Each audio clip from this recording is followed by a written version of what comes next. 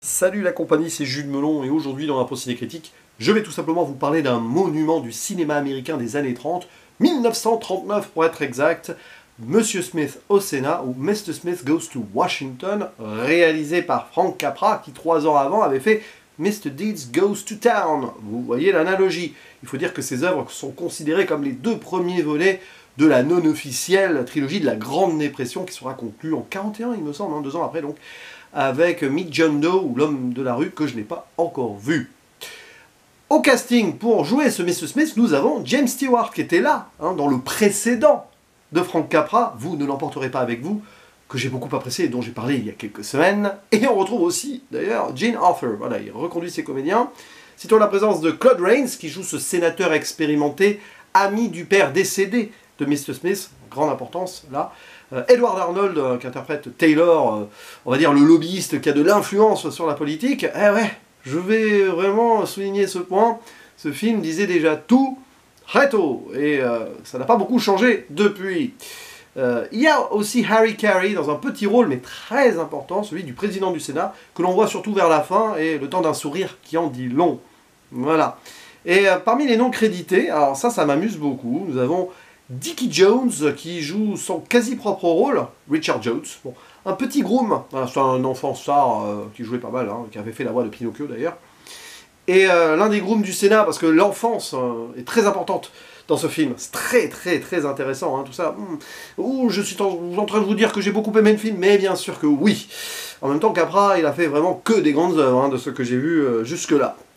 C'est donc l'histoire de Jefferson Smith, vous l'avez compris, qui est un jeune homme naïf et très idéaliste, voilà, et qui va être propulsé presque par erreur, par le hasard d'une pièce qui reste sur la tranche, nouveau sénateur américain, puisque y en a un qui est décédé, et Taylor, qui veut pousser un petit peu, on va dire, la nomination de quelqu'un qui servira à ses intérêts, ne va pas être écouté. En fait, la personne qui choisit va s'en remettre au destin, et il y avait deux choix.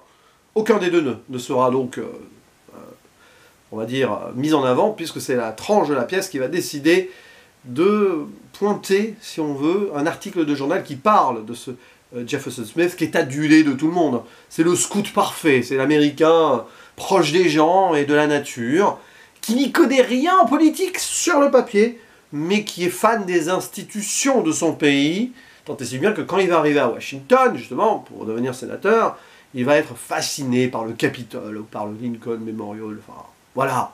Et c'est très important, ça. Parce que il reflète cette Amérique-là, les fondations de celle-ci, qui visiblement ont été oubliées par ce capitalisme absolu, d'où l'importance de la période, c'est la fin de la Grande Dépression, mais voilà. Et donc de ces grands industriels lobbyistes qui décident de tirer les ficelles. Et justement, Jefferson Smith qui pense, voilà, pouvoir tout changer peut-être, en étant très naïf, à se rendre compte que c'est un panier de crabes. Et que même l'ami de son père qui a été une forme de héros pour lui, donc le fameux Payne, là, que lui-même est manipulé. C'est ce qu'on appelle un homme de paille. D'ailleurs, Jefferson Smith, sur le papier, avec son côté un peu bené, était, on va dire, la marionnette parfaite. Il va justement se rebeller contre cela. Il va y avoir une émancipation grâce à sa secrétaire, qui est donc jouée par Jean Arthur, Clarissa, et on va pas tomber dans le piège de la romance. Et ça, c'est la grande force du film. Ce que je peux reprocher parfois à Frank Capra, là, non. Et il va être boosté par la quête de la vérité pour le peuple. Mais il va être le Don Quichotte, le chevalier d'argent, on va dire, seul face à tous, et au moulin à vent. D'ailleurs, même quand il parle au Sénat, il parle dans le vent, avec ses sénateurs en face qui sont plus des moulins et déshumanisés. L'analogie est parfaitement claire, mais rendez-vous compte, 1939.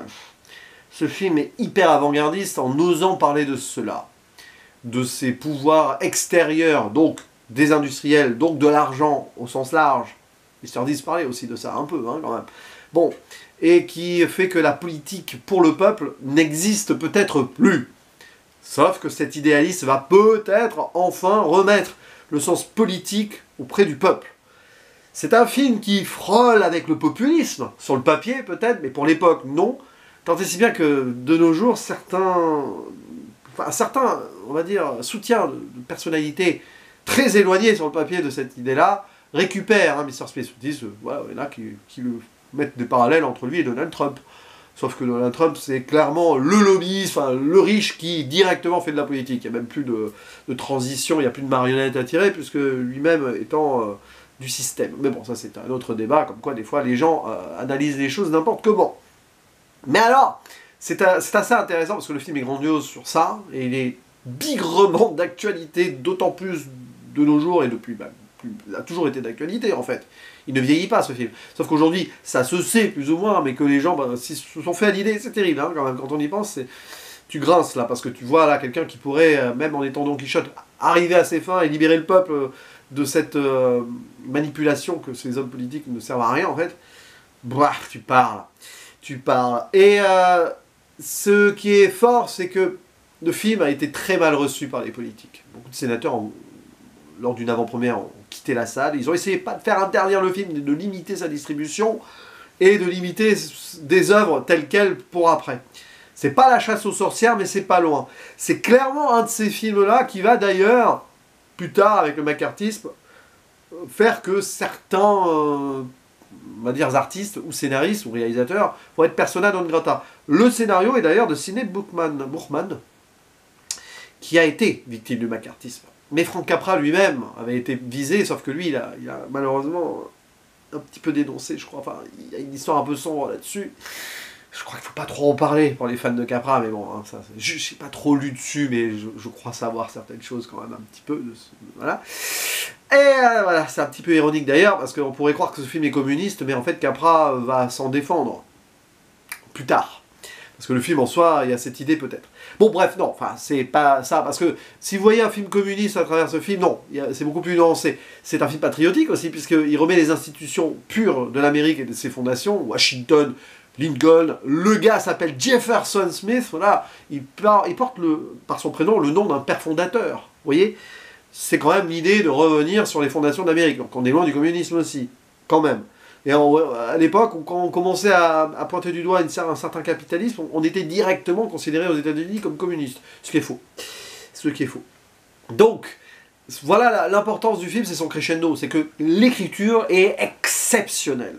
Alors évidemment, on a l'impression d'avoir tout vu quand vous voyez ce film sur le tard, que c'est naïf et idéaliste à l'image de son personnage, oui, que ça dénonce des trucs et ça enfonce des portes ouvertes, bien évidemment.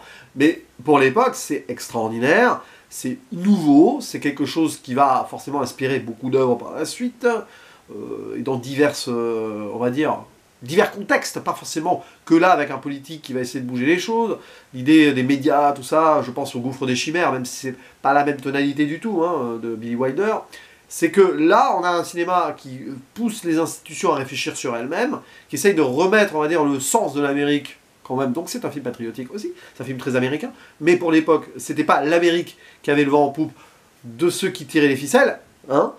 Et alors, c'est exceptionnel parce que James Stewart est parfait dans ce rôle de naïf idéaliste. Il a la tête de l'emploi et il le joue de manière extraordinaire. Il a cette fascination pour l'ami du père.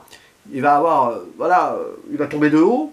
Il va pas tomber dans le piège non plus de la romance parce que lui, sa seule romance, c'est envers les moments historiques de la nation, quoi. Lincoln, Washington, les monuments, tout ça, et devenir le politicien pour le peuple.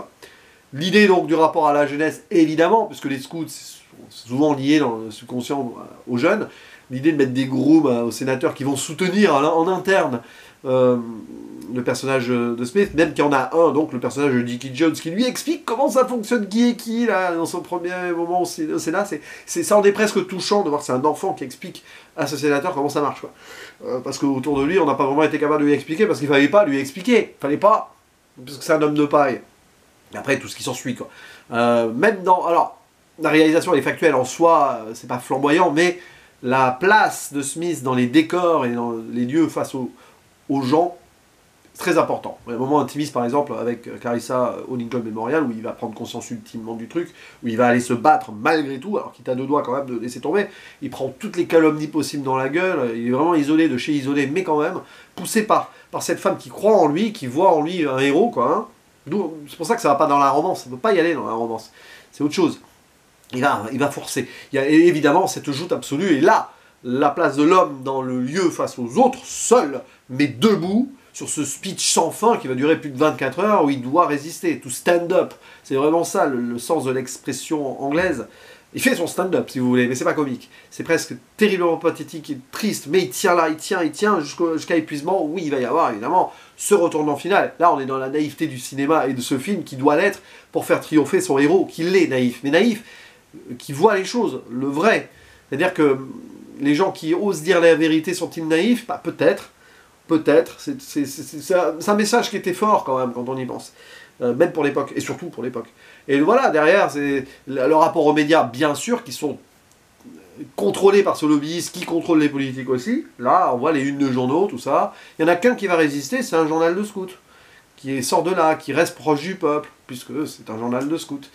Donc on remet voilà, au centre ici le vrai gars du peuple. Donc oui, c'est du populisme, en soi ça en est, mais c'est un populisme qui va dénoncer des trucs. Donc c'est... Après qui peut être, donc, je l'ai dit un peu en préambule, détourné de son sens principal pour créer une autre forme de problème.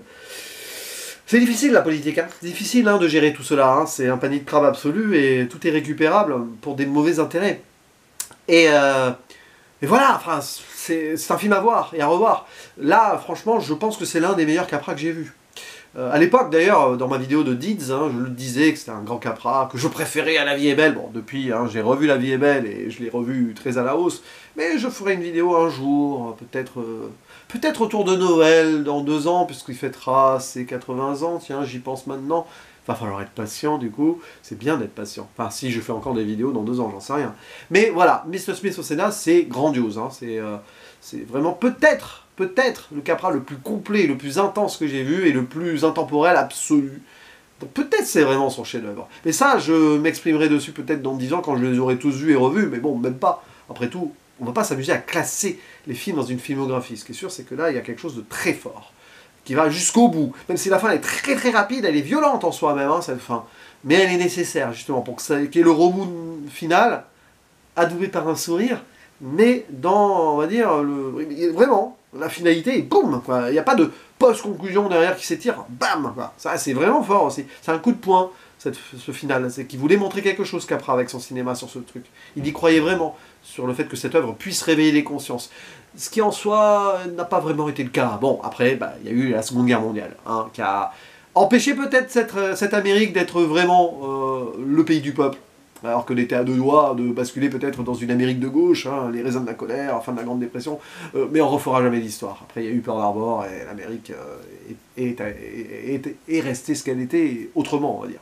N'hésitez pas à dire en commentaire ce que vous pensez de ce film. Là, je suis en train de partir en discours civilisationnel, mais c'est trop compliqué, c'est trop... voilà, c'est pas l'endroit pour développer cela.